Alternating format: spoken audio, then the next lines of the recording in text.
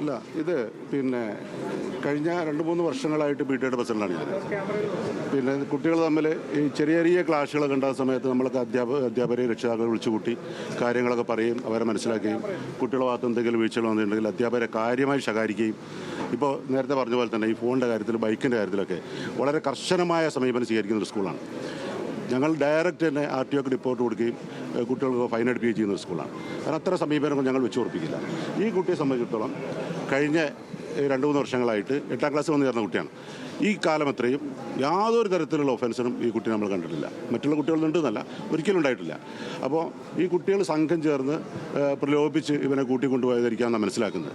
ഈ വാട്സപ്പ് ഗ്രൂപ്പുകളും അതേപോലെ തന്നെ ഇൻസ്റ്റാഗ്രാമിലെ ഗ്രൂപ്പുകളൊക്കെ വ്യാപകമായിട്ട് ഇതിന് ഉപയോഗപ്പെടുത്തുകയാണ്.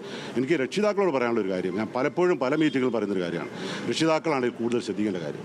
ഒന്ന്, ഈ ഫോൺ അതേപോലെ തന്നെ ബൈക്ക്, അതായത് ഈ ഗ്രൂപ്പുകൾ നിർമ്മിച്ചത് നിങ്ങളുടെ ശ്രദ്ധയപ്പെട്ടിട്ടുണ്ട്, ഇങ്ങനെ ഒരു പ്രശ്നം നടക്കുന്നു എന്നുള്ളത് നിങ്ങളുടെ ശ്രദ്ധയിൽപ്പെട്ടില്ല? ഈ സംഭവം കഴിഞ്ഞതിന് ശേഷം നേരത്തെ പല ഗ്രൂപ്പുകൾ ഉണ്ടായിട്ടുണ്ട്.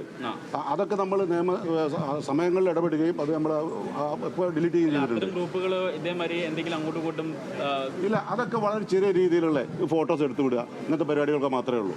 അവരെ സ്കൂളിൽ പോയി ഫോട്ടോ എടുക്കുക, ഇവരെ സ്കൂളിൽ പോയി ഫോട്ടോ എടുക്കുക, സ്കൂൾ തമ്മിലുള്ള കുട്ടികൾ തമ്മിൽ ചെറിയ പരിപാടി എന്നല്ലാതെ ഇത്തരം കയ്യാങ്കളികൾക്കൊന്നും അത് പരിപാടി നീങ്ങിയിട്ടില്ല. അതൊക്കെ നമ്മൾ കൃത്യമായിട്ട് നോക്കി ആലോചിക്കുകയും ചെയ്തിട്ടുണ്ട്.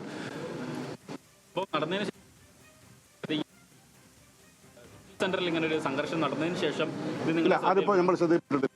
അതിൻ്റെ പുറമെ മറ്റുള്ള സ്കൂളിലൊക്കെ അല്ലെങ്കിൽ മറ്റുള്ള ട്യൂഷൻ സെൻ്ററുകളൊക്കെ ഇത്തരം പരിപാടി സംഘടിപ്പിക്കുമ്പോൾ അത് അവർ ശ്രദ്ധിക്കേണ്ടതാണ്. അവർ ഒരുപാട് വീഴ്ചകൾ വന്നിട്ടുണ്ട്. അവർ DJ പാർട്ടി പോലത്തെ കാര്യങ്ങളൊക്കെ നടന്നിട്ടുണ്ട്.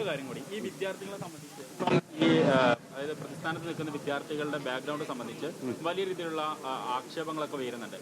അവർക്ക് ക്രിമിനൽ പശ്ചാത്തലം ഉണ്ടായിരുന്നെന്നും അല്ലെങ്കിൽ അവരുടെ മാതാപിതാക്കൾക്കൊക്കെ അത്തരം പശ്ചാത്തലം ഉണ്ട് എന്നുള്ളത്, അത്തരം വിശദാംശങ്ങൾ നിങ്ങൾക്ക് അറിയാം, പ്രത്യേകിച്ച് ആ നാട്ടുകാരനും കൂടിയല്ലേ? അല്ല, ഇതിൽ പിന്നെ കോരങ്ങാട് സ്കൂളിലെ കുട്ടികളാണ് ഇതിൽ ഒരു ഭാഗത്ത് ഇരിക്കുന്നത്. ആ ഭാഗത്തുള്ള കുട്ടികളെ പറ്റി അന്വേഷിക്കാൻ ആ സ്കൂളിലെ PTA-യും അതുപോലെ അധ്യാപകരും അതുപോലെ പോലീസ് ഡിപ്പാർട്ട്മെൻറ്റ് ആൾക്കാർ അവരാണ് ചെയ്യുക. അപ്പോൾ നമുക്കിപ്പോൾ അവിടെ പോയി അന്വേഷിക്കാൻ പറ്റുമല്ലോ ഈ കുട്ടിയുടെ ബാക്ക്ഗ്രൗണ്ട് എന്നുള്ളത്. നമ്മളെ സമയത്ത് നമ്മുടെ സ്കൂളിലെ കുട്ടികൾ ഇതിൽ ഏതെങ്കിലും തരത്തിലുള്ള ഓഫൻസ് ഉണ്ടായിട്ടുണ്ടെങ്കിൽ ശക്തമായ നടപടി എടുക്കും.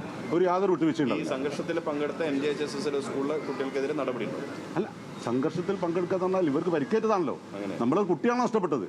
അല്ല, രണ്ട് ഭാഗത്തു നിന്നുള്ള വിദ്യാർത്ഥികളുണ്ട്. അത് പരിശോധിക്കും. പിന്നെ SPGയുടെ ഒക്കെ വലിയ ഒരു പ്രൊട്ടക്ഷനുള്ള ഗ്രൂപ്പുള്ള സ്കൂളാണ് ഞങ്ങൾ. നാട്ടുകാരുടെ ഒക്കെ വലിയ പ്രൊട്ടക്ഷനുള്ള സ്കൂളാണ്. അത് നമ്മൾ എന്ത് വിഷയം ഉണ്ടെങ്കിലും നാട്ടുകാരെല്ലാം ഒത്തുചേർന്ന് മുന്നോട്ട് പോകുന്നത്. നേരത്തെ ഈ ചാറ്റ് ഗ്രൂപ്പ് പിടിച്ചപ്പോൾ നടപടി എടുത്തിട്ടുണ്ട്.